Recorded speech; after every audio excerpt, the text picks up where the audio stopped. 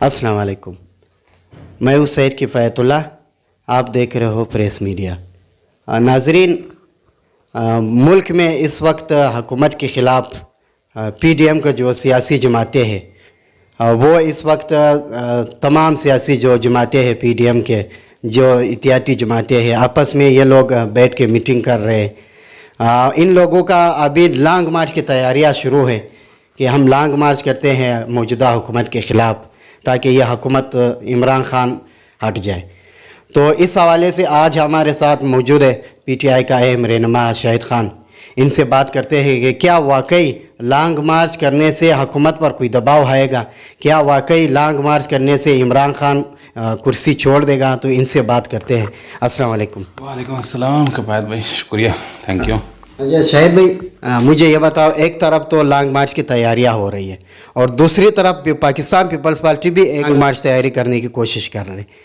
मुझे ये बताओ कि अगर ये लॉन्ग मार्च करने से क्या मौजूदा हुकूमत पर कोई दबाव आएगा, क्या इमरान खान पर इससे कोई दबाव आएगा? कपायत भाई, ये तकरीबन जो पीडीएम है इनकी ये तीसरी टॉस के लॉन्ग मार्च का और पहली बार नहीं है। 3 दफ़ा तकरीबन ये नाकाम हो चुके हैं। इस चक्कर में है कि ये डेट देते हैं। उसकी वजूहात मैं आपको बताऊं, उसकी वजूहात ये है कि इनके अपने मफादात हैं। इनको मुल्क से तो कोई लेना देना नहीं है। मुल्क को अगर आज मुल्क तबाही के दाने में पड़ा है तो इन जमातों का बराबर किरदार है उसमें। और मैं इसलिए कह रहा हूँ कि ये मुख्तलिफ डेट देते रहे हैं पहले कि अब ये होगा अब वो होगा, लेकिन कुछ नहीं हुआ और अभी आइंदा भी इंशाल्लाह कुछ नहीं होगा। क्योंकि आज जो इन्होंने जो मुल्क के साथ जो खिलवाड़ किया है, इनको आवाम ने तो 2013 में इनको रद्द किया है। इनका कोई मुस्तकबिल भी नहीं है पाकिस्तान की तारीख में और कोई लेना देना नहीं है पाकिस्तानी अवाम से। क्योंकि ये शादियां तो बाहर करते हैं, पैसे जायदादें बाहर बनाते हैं। हाँ, हुकूमत ये पाकिस्तान में करने आते हैं। और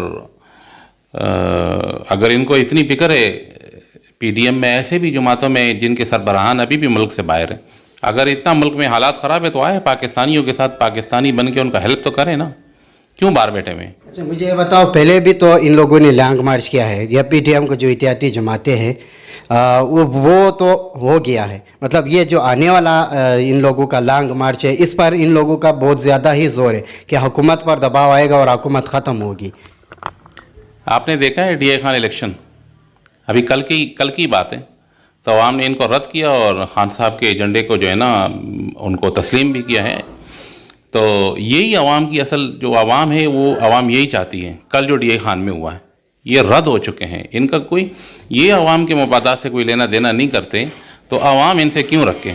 अवाम नहीं है इनके पास। ये 3 दफ़ा जो ये डेट मुख्तलिफ चेंज कर चुके हैं, तो उसकी वजह यही है क्योंकि उनके पास अवाम है ही नहीं। ना कोई पाकिस्तान में, सिर्फ हुकूमत करने पाकिस्तान आते हैं, जायदादें बाहर बनाते हैं,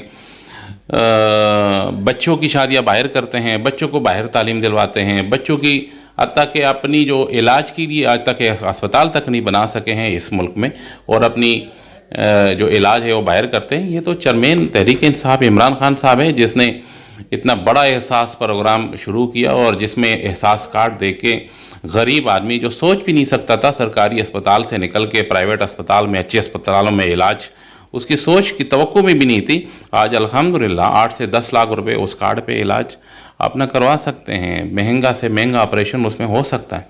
ये पूरे पाकिस्तानियों के लिए है, ये उनके लिए नहीं है जो बाहर बैठे हुए हैं।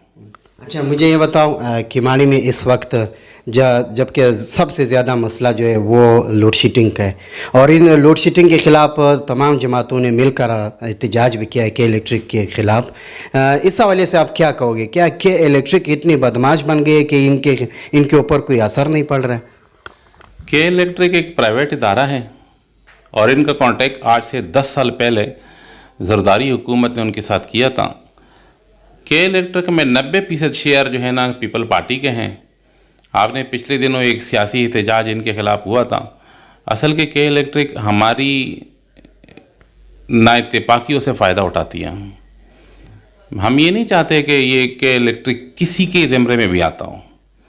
उनके ख़िलाफ़ निकलना चाहिए। और वो जो ज़्यादतियाँ, उनका क्या कसूर है? जो बिल पूरा देते हैं और जो बिल पूरा नहीं देते, आप दोनों को एक ही कैटेगरी में रखते हो।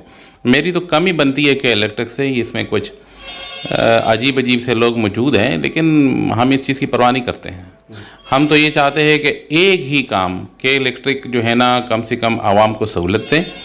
और जो पिछले दिनों सियासी एक एहतजाज हुआ था, उसको मैं सियासी एहतजाज कहूँगा, क्योंकि वो तो उनको एक फ़ोन आ गया था, जो शेयर होल्डर है उनकी अपनी जो बड़ी है, और वो उठ गए थे। बस 4-5 दिन सिर्फ लोड शेडिंग नहीं हुई थी कि हमारा इज़्ज़त रखो, उसके बाद कोई मसला नहीं है, आप बेशक वही लोड शेडिंग करते रहे।